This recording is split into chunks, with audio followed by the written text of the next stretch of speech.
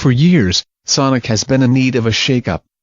Ever since the 16-bit era ended, the iconic mascot has struggled through one console generation after another. Some of his post-Genesis adventures were terrible, a handful were good, but most were aggressively mediocre. A sorry state for one of the biggest names in the medium. While Super Mario evolved over the years with inventive new takes on platform games, its longtime rival stagnated.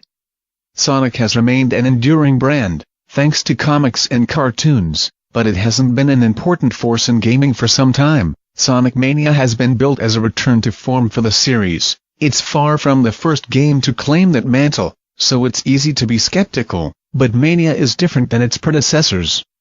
Most notably, it brings the series back to what made it so popular in the first place, blazing fast side-scrolling action. It's a game that looks and feels like it was made 25 years ago, and I mean that in the best possible way. It channels the best parts of the series' glory days.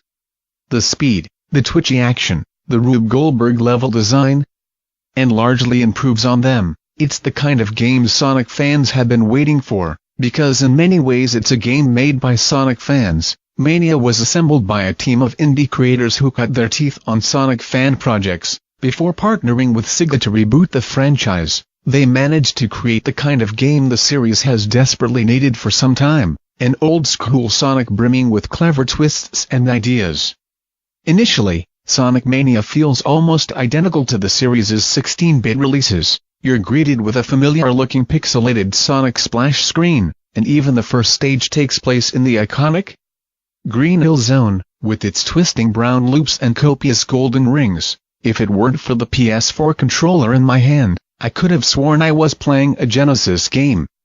If you stop for a few moments, Sonic will still look right at you and impatiently tap his foot, but as you progress through the different stages, Mania reveals itself to be a game full of surprises. Its first stage is more of a proof of concept, showing you that it has the fundamentals down. If you haven't played a traditional Sonic game in some time, it can be hard to remember just how distinct these games feel. While Super Mario is slower and more thoughtful, playing a side-scrolling Sonic is like controlled chaos. Mania nails the sense of speed that defines those earlier games, and its level design takes advantage of this.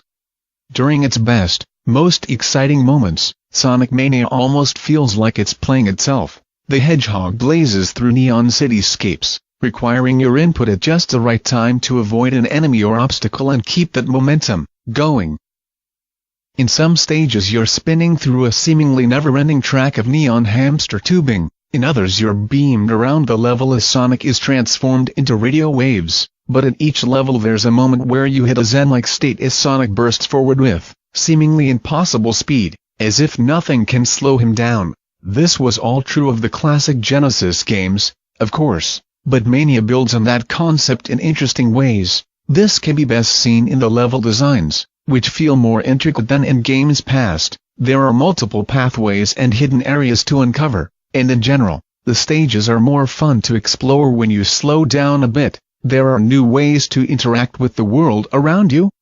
Strange, bouncy plants, massive wood chippers, floating gondolas, and it's a joy to mess around with them and find new ways to move around. There's a playfulness to Mania that's been missing from the series of late. The stages also look incredible.